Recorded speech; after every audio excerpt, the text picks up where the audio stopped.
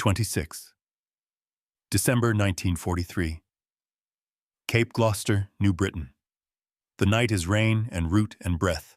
Japanese infantry slide forward for a textbook bayonet rush, expecting rifles, tracers a contest of aim and nerve. Instead, Marines at the jungle lip shoulder, short blunt barrels with heat shields and lugs. One pump. One flat roar. 9 pellets erase the first 2 shadows. Another stroke rips the rest from the grass. For years, Axis doctrinaires mocked American trench shotguns as crude hunting tools unfit for modern war. Tonight proves the mistake. At 20 paces, the 12-gauge is not primitive. It is final. Axis confidence was an inheritance and a curriculum. In Tokyo's academies, small unit doctrine prized stealthy approach, the shock of the night bayonet, and rifle fire disciplined into neat cones. Shotguns were dismissed as vulgar short-legged tools for police and hunters. Bushido-infused training promised that spirit speed and blades would overrun any outpost before automatic fire could decide it. Early war headlines seemed to validate the creed's swift island seizures, jungle thrusts through Malaya, and the Philippines patrols that slipped past sentries and bled garrisons at arm's length. Technically, the Imperial infantry trusted the long rifle, the light machine gun, the grenade weapons that rewarded precision drill and courage in the final rush. They studied lanes, timing, and the geometry of fear. They rehearsed the last 20 yards until it felt inevitable. Across the broader axis, theorists echoed the disdain modern battle belonged to range and optics, to machine-calculated firepower, not to a farmer's smoothbore scattering pellets. So when intelligence reports mentioned American trench guns, staffs shrugged. In the ledger of range tables and ballistic charts, the 12-gauge barely registered. The jungle, they believed, would always favor the blade, the grenade, and the will to close. From the Axis vantage point, America's combat shotgun looked like regression masquerading as doctrine. Staff officers who lived by range tables and fire plan overlays judged weapons by 3 virtues: reach rate and repeatability. The 12-gauge failed the first at the threshold. It had no honest claim beyond 25 yards. Past that buckshot, patterns opened and bled energy, and a single slug was an inelegant compromise. To minds trained on Mauser bloodlines and Arasaka conservatism, long barrels, crisp sights, iron discipline, the shotgun's very geometry screamed provincial, a farmer's tool smuggled into a soldier's hands. They distrusted its mathematics. Machine gun doctrine taught beaten zones and grazing fire out to hundreds of meters. Mortars spoke in arcs and minutes of angle. Even the rifle grenade, fickle as it was, could be graphed into a scheme. Buckshot refused to live on graph paper. Patterns changed with choke and humidity, pellet hardness, and wad the vagaries of jungle air and brush. What officer would anchor a night assault plan on a weapon that would not promise the same number twice on a chalkboard? There was also a moral prejudice, quiet but real. Industrial militaries since 1918 had spent a generation laundering the intimacy out of killing with optics, elevation, and machinery. The shotgun reversed the wash. It demanded that you stand near enough to smell breath and cordite, then answer at human distance. For samurai romanticism recoded into 20th century uniform steel spirit, white-gloved inspections, the 12-gauge felt indecently pragmatic, a butcher's instrument in a temple of technique. When instructors in Tokyo and Harbin spoke of the decisive bayonet, they imagined a contest of wills resolved by clean lines and drilled courage, not by a blunt storm that ended the question before will declared itself. Technically, they could list faults with relish. Tubular magazines. Limited capacity and slow to fill compared to box-fed submachine guns. Pump action dependent on a human rhythm that stress could fracture. Short strokes meant dead chambers at the worst time. Pellets and mud. Paper hulls swelled brass stuck, and anything that fed along a tube seemed to drink grit. Heat buildup on a short barrel. A problem solved with an ungainly shield that telegraphed police riot gun rather than modern infantry arm. And bayonet lugs on a shotgun, this was comedy to purists. If you must fix steel, why not begin with the proper weapon for steel? Strategically, they believed the Pacific's decision spaces were owned by reach, by machine gun tripods, interlocking fire across airfields and beaches, by mortars nested into coral spines, by snipers who could make the jungle blink. In that architecture, a weapon that only ruled the last 20 paces was a footnote. Let the enemy carry curios. Doctrine would punish them between 25 and 200 meters where real fighting lived. Finally, there was early war confirmation bias. The Malayan campaign and the Philippines fell to methods that seemed to vindicate training, infiltration, night shock, and ruthless short-range violence with blade and grenade. If those tools already overturned outposts and airstrips, what could a bird gun add that a bayonet squad could not? The answer, unwelcome and therefore unseen, was time. The shotgun stole the first second of the last 10 yards. But before Cape Gloucester, that theft had not yet been audited in their ledgers. So they laughed softly, in journals, loudly in barracks, at the thought that a pump gun with buckshot could be anything but an American eccentricity. Southwest Pacific area. New Britain and the Solomons, the map said. Islands, but the Marines learned they were labyrinths. The strategic problem was not merely to land, it was to keep moving through a living maze where every meter was an ambush audition. Air superiority and naval gunfire could convulse a shoreline, but the decision always collapsed into the same corridor, a trail 2 men wide, a kunai field. At night, a doorway punched into coral, a cave mouth sighing smoke. Their reach was a rumor. The United States faced an enemy trained to erase distance and doctrine with the oldest arithmetic close faster than the defender could think.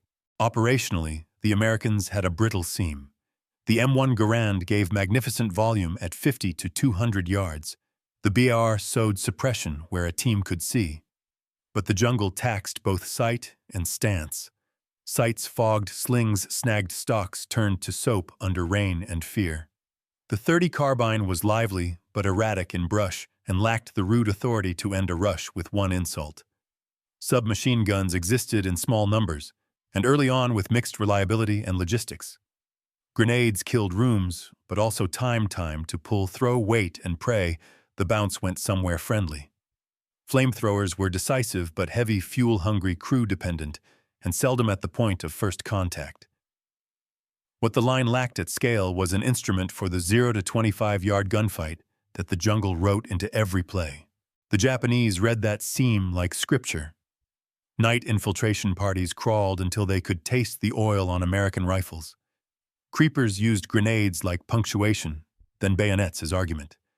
Cave networks turned ground into a mouthful of teeth, shoot, withdraw, reappear in a whisper. In this ecology, a sentry's first shot was the hinge of survival. Miss or fumble and the hinge became a trap. So the American answer, initially improvised, then institutional, was to put X, the 12-gauge combat shotgun, exactly where the fight began. Not as a talisman, but as a tool that solved for time. Its virtues were embarrassingly direct. It did not negotiate with sight picture or perfect stance. It rewarded pointing more than aiming, violence more than elegance.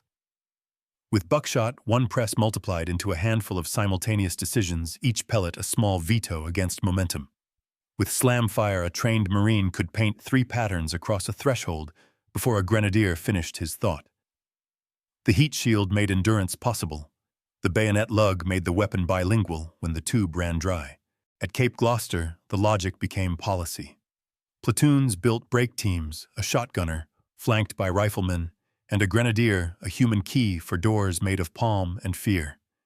At bunker lines, the shotgun chewed through thatch and blind corners where rifles glanced and SMGs were absent.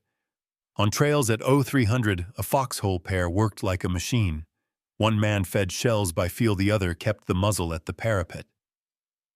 Trigger held pump, yanked an air-driven guillotine for anything that tried to climb in.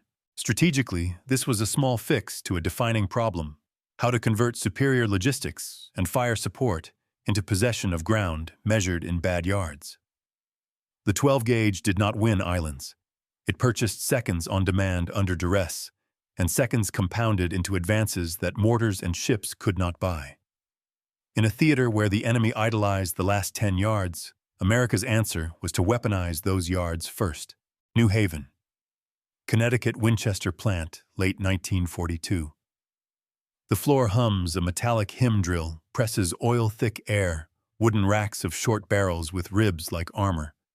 A foreman with a pencil behind his ear points at a cluster of men around a scarred bench where a shotgun lies in parts. The gun is not pretty stubby barrel and 8-slot heat shield clamped along its spine, a bayonet lug jutting like a jaw. In another room, ordnance officers from Quantico and San Diego wait with clipboards, and the clipped courtesy of men who have seen the other end of their requests, foxholes, caves, trails go wrong. The idea was never singular. It was a braid old American pump design's trench gun lessons from 1918 and the Pacific's new arithmetic of distance. The Winchester Model 1897, with its exposed hammer and honest steel, had already earned a reputation for feeding in dirt and spitting when told. The Model 1912 slicker and internal cycled like thought. Ithaca's 37 ejected downward, indifferent to left or right, and less interested in jungle grit. Remington's pumps brought their own stubborn reliability. What the Marine and Army Ordnance men asked for was a standard fieldable shape riot-length barrel, ventilated heat shield to keep skin on steel, a lug for the M1917 bayonet, a riot sight big enough to bracket a doorway, and a finish that shrugged salt and rain. At Aberdeen Proving Ground, they staged the first honest arguments. Targets at 7:15-25 yards, human silhouettes cut from plywood and canvas, a mock hut wall of palm and bamboo, a plywood cave mouth with a right-hand bend. The testers wrote not poetry, but times. From ready 2 shots pattern on doorstep, 3rd shot into corner. They tested with paper shells and brass with chilled shot, and soft with chokes from cylinder to improved. They did not care about groups at 50 yards. They cared whether the doorway stopped being a problem in 2 heartbeats. The ordnance officers brought stories back from the first jungle months. Rifles that had to be aimed like prayers. Grenades that rolled back. Flamethrowers that arrived late. The shotgun filled the blank space between see and solve. A young captain, a former skeet shooter, who spoke about lead not as prophecy, but as physics, argued for slam fire. "Don't civilize it," he said. "Keep the trigger live. Let a man paint 3 patterns in a breath." Engineers winced at the liability. Doctrine men imagined negligent discharges like broken rungs on a ladder. Then they watched a Marine keep the trigger down and cycle 3 rounds in a strobe of thunder that chewed a doorway into a safe shape. The liability argument lost altitude. Meanwhile, the factories learned jungle as a set of tolerances. Heat shields rattled under hard use. They thickened clamps and added screws. Bayonet lugs loosened when stock swelled in rain. They devoutly bedded hardware and altered spacing. Parkerized finishes resisted rust until sweat did its quiet sabotage. They improved oiling kits and taught armorers to teach men. Paper hulls swelled. Brass hulls and better crimps followed. The shotgun's great sin to theorists that it was a police gun became its virtue to mechanics. It liked dirt less than rifles did, but it forgave dirt better than most, and when mud stopped a bolt gun as if by law, a pump still made urgency into action. At Quantico and Camp Pendleton, instructors turned improvisation into curriculum. The break team was written on chalkboards, shotgun front grenadier, on shoulder 2 riflemen, to slice the aftermath. Signals, a shove, a tap, a hiss of a name. Drills step offline after each shot. Never feed to empty. Load by touch with the muzzle kept where the next problem will be. Students learned the shotgun's English aim low at close range because pellets climb inside a room. Buckshot patterns like a fist that opens. Slugs for locks and hinges buck for men. The story has a small hero with ink-stained fingers, a Winchester fixture man who hated rattle. He cut a thin copper shim and slipped it under a heat shield clamp. The rattle stopped. He wrote shim in a margin on a drawing that otherwise spoke of clearances and steel calls. In a cave on Peleliu months later, a Marine pressed that shield in a white-hot rhythm and did not bleed from blistered fingers. No one knew the name of the man who drew the shim. That is the shape of 1,000 impossible ideas, not glamorous, not new, simply the last inch of engineering that turns intent into habit under stress. By mid-1943, crates stenciled Riot, TS Jun, Wash 12 GA, moved like punctuation through depots. Armorers learned to keep sets extra extractors, new springs, a careful eye on shells that swelled. Unit commanders learned where not to squander them, not across open airfields, not in showy parades, but at the exact place where decision happens without permission, the cave mouth, the hut door, the foxhole lip at 0300. The impossible idea was never really impossible. It was indecently simple in a war that praised complex miracles. It said, solve the fight you are actually in. The 12 gauge's secret was not a single feature, but a stack of advantages that doctrine had trained itself to ignore because they were unromantic and near. Start with geometry. A rifle projects certainty along a line. A shotgun projects probability across a circle. At 7 yards, that circle is a tight fist. At 15, it is a dinner plate. At 25, a small tray. In jungle and bunkers, targets appear as fractions a shoulder, tearing through palm, a head, and forearm in a porthole. A man in full motion at a bad angle. A pattern turns fractional sightings into full stops. One press yields 9 arguments, 0-0 buck, each pellet carrying roughly revolver-class energy at room-to-trail distances. The effect is not mystical. It's combinatorics applied to fear and flesh. Now, layer time. The first second of contact decides who owns the next 10. The shotgun compresses the decision, no sight finesse, no fragile stance, no insistence on perfect cheek weld under rain and adrenaline. You point with your body and confirm with a fat front bead. If slam fire is available as on the Winchester 1897 and 1912, you hold the trigger and cycle.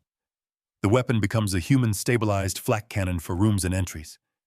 3 patterns in perhaps a second and a half do not leave much for an assaulter's plan to stand on. Add thermal endurance. Short barrels heat brutally under fast strings. Bare steel punishes the support hand, and punished hands lose angles. The ventilated heat shield is not cosmetic. It lengthens the window in which the gunner can run hot cycles without recoil, shifting his grip or pain slowing the pump. In a cave fight where seconds are a currency, that window buys another shot, before a grenade fuse eats the rest. Bayonet lug, to purists, it is an insult, a vestigial ritual stapled to a crude gun. In practice, it is bilingual capacity. When the tube coughs dry at grappling distance, fixed steel keeps the conversation one-sided. It also anchors confidence. Men press harder into tight spaces when their primary does not become a club the instant it empties. Ejection and maintenance matter. The Ithaca 37's bottom ejection sheds rain, mud, and brass away from the face and from jungle vines eager to snag. Pumps tolerate variable ammunition quality better than early war submachine guns. They are indifferent to the exact burn rate or primer temperament so long as the hull is sound and the chamber clean. Field stripping is a minute. Cleaning is oil and rag and attention. Reliability and filth is not a slogan. It is the quiet arithmetic behind whether a foxhole holds at 3 in the morning.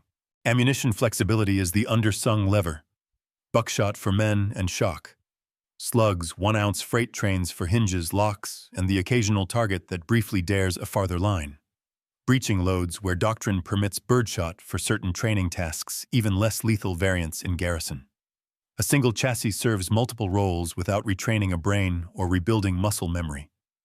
In logistics terms, the family of shells simplifies supply. If a unit has 12 gauge in quantity, it can allocate effect by payload, not by weapon swap. Critics cite capacity and reload speed. The tube holds 5+1. Topping off under stress is skill, not magic. The counterpoint is that the shotgun's economy problem solved in 1 or 2 shots reduces the reload frequency relative to weapons that nibble with bursts. Drills teach never to run dry.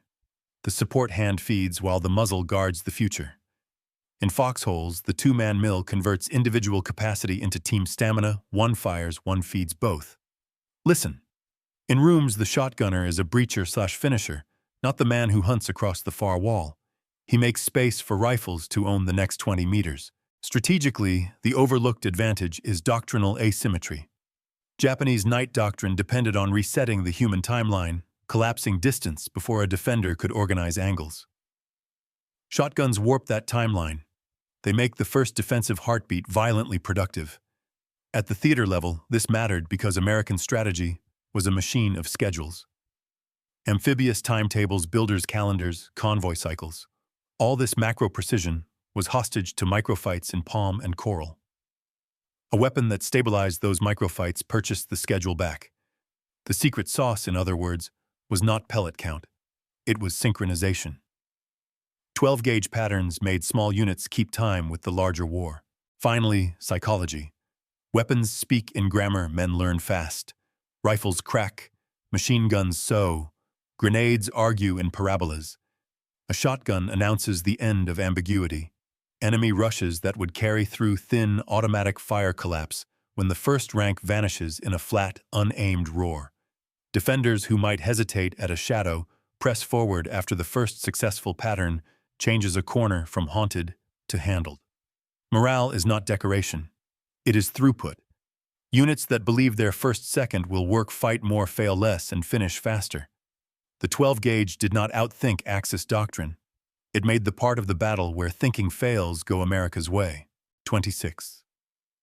December 1943. Cape Gloucester, New Britain. Before dawn, the rain is a living thing that climbs your sleeves and nests behind your ears. The surf chews at Higgins boats and spits Marines onto a beach the color of wet coffee. Naval gunfire has softened the tree line into a bruise, but the jungle refuses to be convinced. It inhales smoke and exhales silence. The first hour is all angles and absence, men crouched behind blackened palm stumps, watching a wall of green that watches back. Platoon runners come and go with their shoulders hunched against mortar fragments that arrive without preface. A bar coughs to prove we exist. Somewhere inland, an 81mm drops dull punctuation into a swamp, and the swamp swallows it. The map says Cape Gloucester. The ground says Maze. Shotguns arrive not as ceremony, but as luggage. Crates marked Riot, TS gun, 12GA, crack open under ponchos.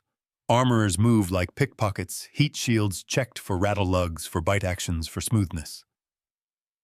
Tube magazines get fed by touch in the rain, 1, 2, 3, 4, 5, then a sixth in the chamber, with the kind of click that is really a prayer. The men who take them are not chosen for romance. They are the ones whose hands settle on tools the way a key finds a lock. The first mission is a small one that pretends it isn't.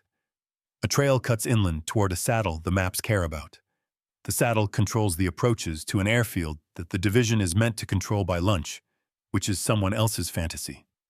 The problem is the line of prepared hutments and spider holes along the trail, palm-thatch boxes with bamboo ribs, and the sort of malicious geometry that turns bullets into echoes. A rifle will punch a hole in a wall. A shotgun makes a decision about the room behind it. A squad moves out in a file so tight, it is almost a braid.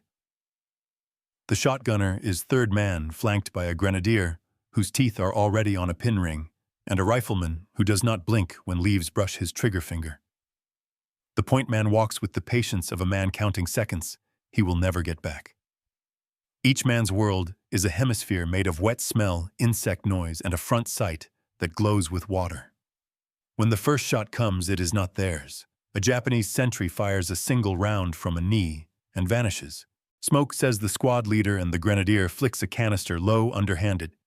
The trail becomes milk. The point man steps left into vine to make an angle, and the shotgunner steps over the route with the kind of forward lean that means he has done this before. Muzzle at rib height, trigger pressed and held.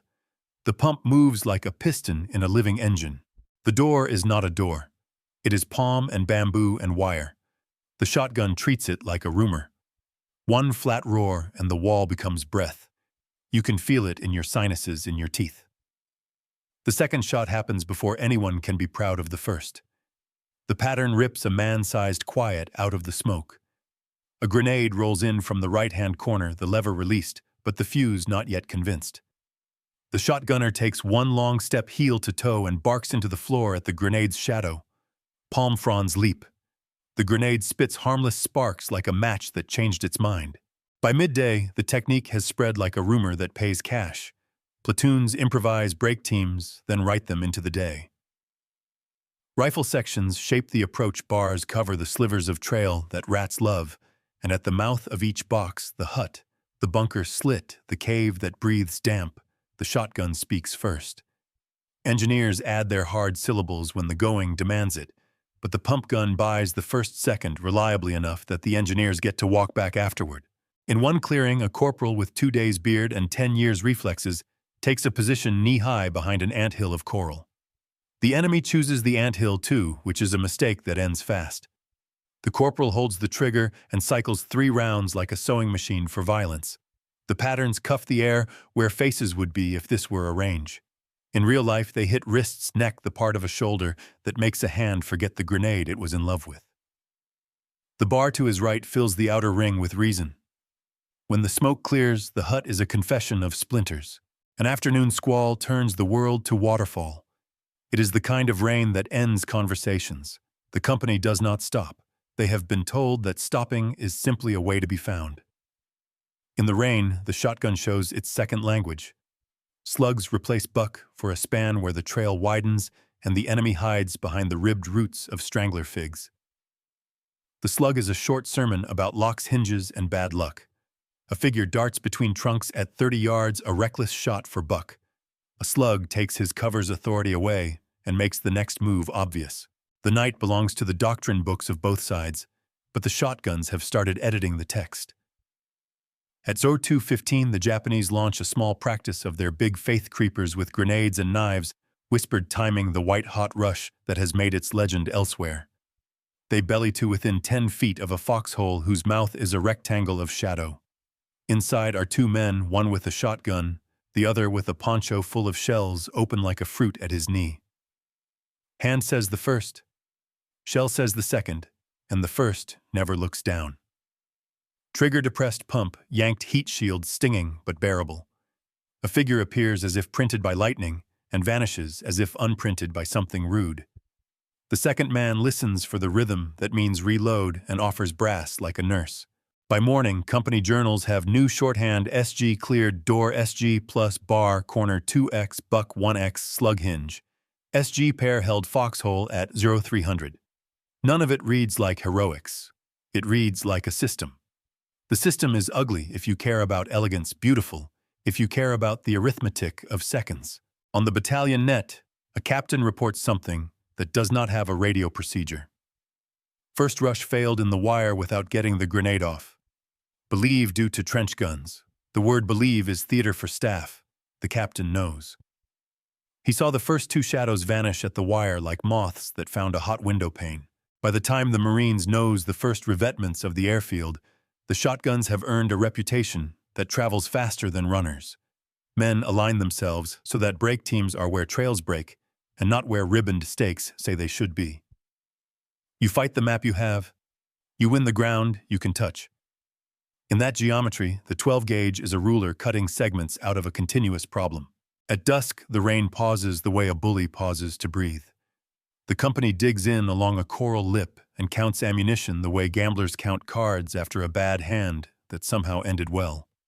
The shotgunners clean chambers with oily patches that smell like home if your home is a garage.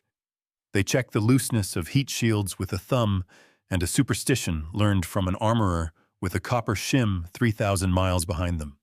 They sleep with stocks under their cheekbones because there is nowhere else to put them.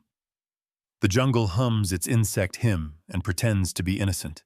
Cape Gloucester will be written as an airfield taken a Japanese garrison, displaced by the combined arms of a modern corps. That is true. It will not mention, except in appendices, that the first day was won by short barrels and patterns in rooms that had only recently decided to be rooms. Doctrine will credit mortars, machine guns, and artillery for good reasons. The men who were there will remember a noise that did not echo, and a feeling that the first second finally belonged to them. 15. September 1944. Peleliu, Palau. The airfield is a hot anvil, and the Umurbrogol ridges squat behind it like a broken jaw. Japanese defenders have spent months turning coral into an argument that never ends. Caves with back doors firing slits like eyelids, galleries, where a man can move from shout to whisper without being seen. The first day's landings bleed the beach the way pamphlets warned. Then the lines buckle forward inch by inch toward hills that feel carnivorous. For the men in the caves, the playbook is disciplined and brave. Let the bombardment pass. Let the Marines cross the lethal open. Hit them in the last 20 yards where grenades and steel do the talking. It worked on smaller islands. It worked enough times to be folded into belief. Inside one cave, a sergeant rehearses with his men the steps they have practiced since school hold. Breath, let 3 pass, throw, and rush bayonets high, voices up to take courage away from the enemy. They listen to the American line like a hunter listens to a field, seeking the slight discontinuities that mean prey. What they do not hear, what their doctrine does not have a word for, is the noise that ends a plan before it begins. When the first American team edges along the cave mouth, the Japanese grenadier's hand is already in motion, pin-pulled with the mechanical grace of repetition. In the second that follows, two things happen: a flat roar that is neither rifle nor machine gun, and a reaction inside the cave like a rug being yanked.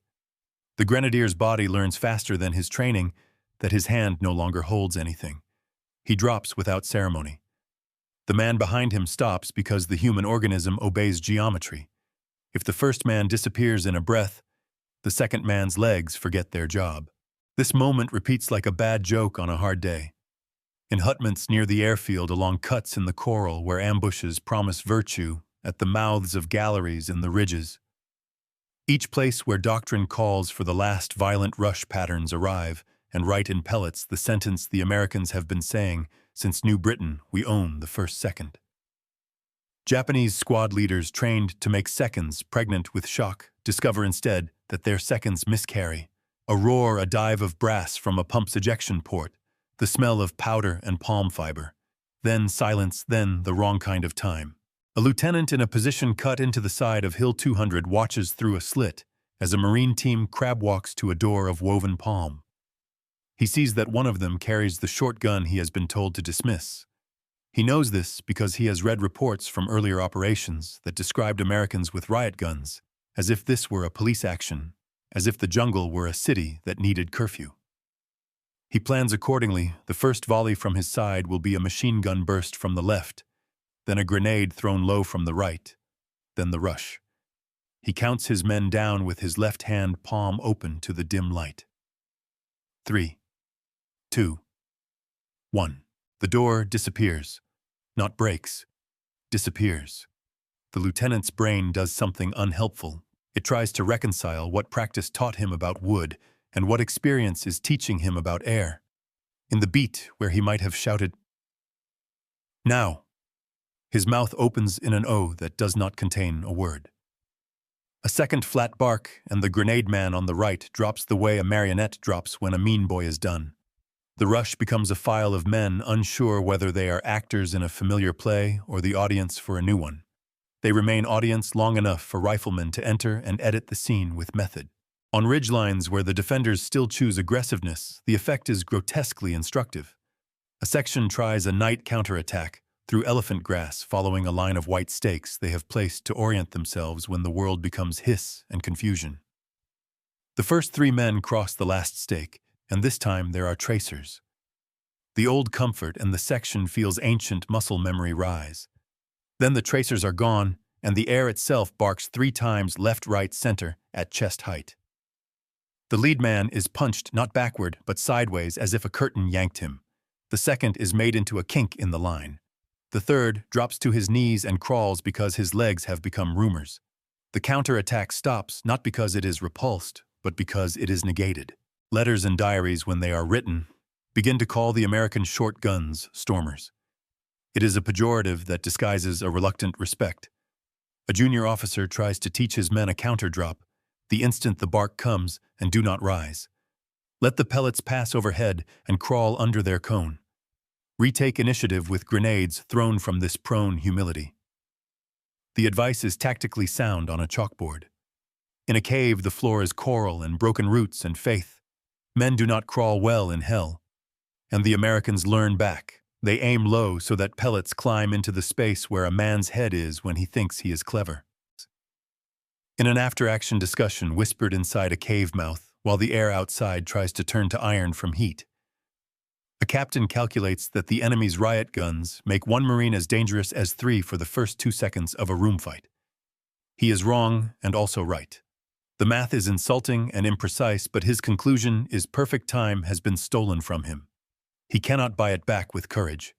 Courage without seconds is a museum piece.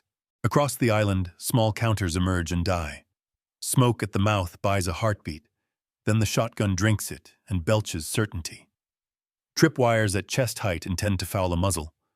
The Marines answer with slugs from a step back that turn booby traps into ornaments.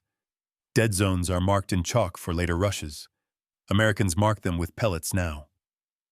The island's map, drawn with engineer neatness, hides the only map that matters. 1,000 rooms, doors, and ditches that resolve to the same equation.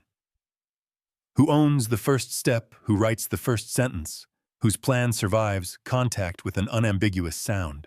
At dusk of the third day, a Japanese platoon holds a gallery with 2 exits like a wind instrument. The order is to hold and then to bleed the Americans in a carefully timed exhale. A sergeant stands with his men and reminds them that they have beaten bayonet and bombers before by believing in the last rush. He believes it because he must. The Americans arrive without bravado. A grenade rolls into the left exit and smokes like a bad thought. A Marine with a shotgun steps to the right exit and fires twice into a darkness that answers by giving up air. The platoon does not charge. It waits to feel alive again. It does not happen. The sergeant's hands are steady when he writes 2 words in a notebook he intends to take to headquarters, close fire. He means something more. The Americans have discovered how to put the decisive act inside the first breath. The realization spreads upward the way bad news climbs faster than dispatch riders. Staff summaries replace the word riot with short gun, because the former sneers and the latter warns. Countermeasures are proposed. Increase grenade density, reposition machine guns to intersect the likely arcs of approach, extend the distance of the rush. Each proposal contains its refutation. Grenades thrown earlier go astray or give away position. Machine guns that wait for the approach are already compromised by the pattern that eats the doorway. A longer rush is not a rush, it is a walk into rifles and mortars. By the time Peleliu's ridges are finally pried loose, the defenders have adjusted their doctrine in a way that admits defeat without saying it aloud. They retreat deeper into rock. They trade the romance of the last 10 yards for the bitterness of attrition. They choose to kill time because they cannot win the first second. It is a different kind of bravery and a different kind of despair. The American short guns do not make headlines. They make habits. On a battlefield where legend promised that Spirit could cross any distance, pellets write an addendum. Spirit travels slower than lead across 6 feet. After the battle, in a quiet cave that smells of damp chalk and old cordite, an officer's memo survives because paper sometimes does what men cannot. It notes that enemy close assault failed repeatedly at the threshold and attributes this to a certain short, smooth-bored weapon with multiple projectiles. The phrasing is stiff because language is trying to remain proud.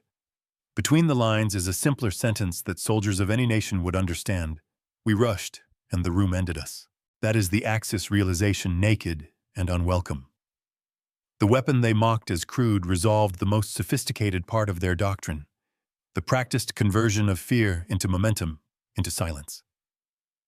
On Peleliu, as at Cape Gloucester, and all the nameless huts and caves between, the 12-gauge does not argue. It announces. And after it announces, there is less left to discuss. Across the Pacific front, the 12-gauge did not redraw maps. It synchronized them. Amphibious schedules, convoy clocks, and airfield build-outs all depended on 1,000 microscopic fights in palm and coral, each decided in seconds. By giving assault echelons a tool that owned the first breath at the threshold, hut, cave, foxhole, the shotgun converted macro power into micro possession. Naval gunfire could bruise a shoreline. Aviation could grind logistics. But ground changed hands only when a doorway turned from maybe to yes.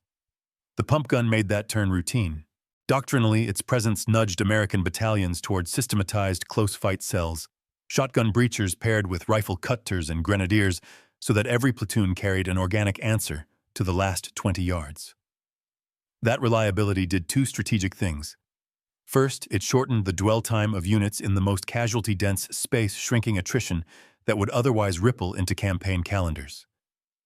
Second, it pushed the enemy away from their proudest tactic, the last-second rush into deeper static defenses. On New Britain, Saipan, Peleliu, and beyond, Japanese formations increasingly ceded the decisive 10 yards and retreated into rock-trading shock for endurance. That was a strategic concession when the defender abandons the tool he trusts most. The attacker's rhythm becomes policy. Logistically, the shotgun's simplicity fit the American war machine.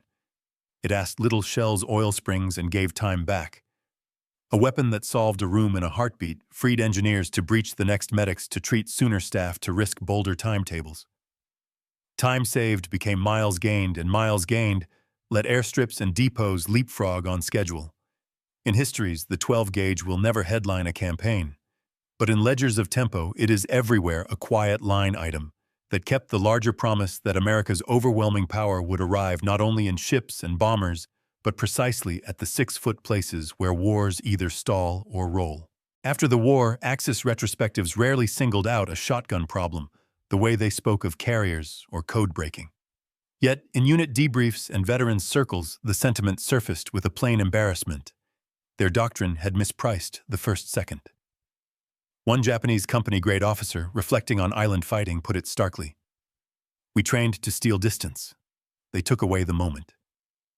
Another veteran, describing a counterattack that dissolved at a doorway, said, "A shout, then a wall.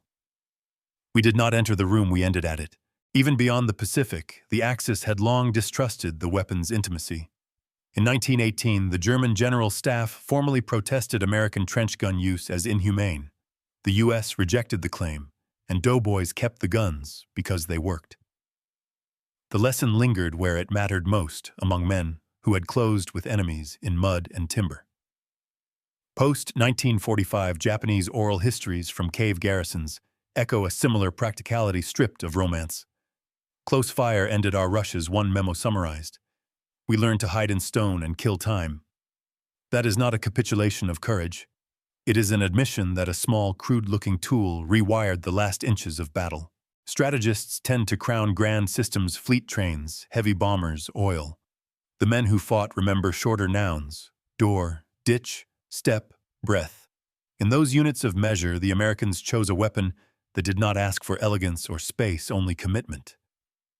A former staff instructor, asked late in life what surprised him most about the Island War, answered with something that could serve as the shotgun's epitaph: "I believed the decisive act was the rush. I learned it was the first sound."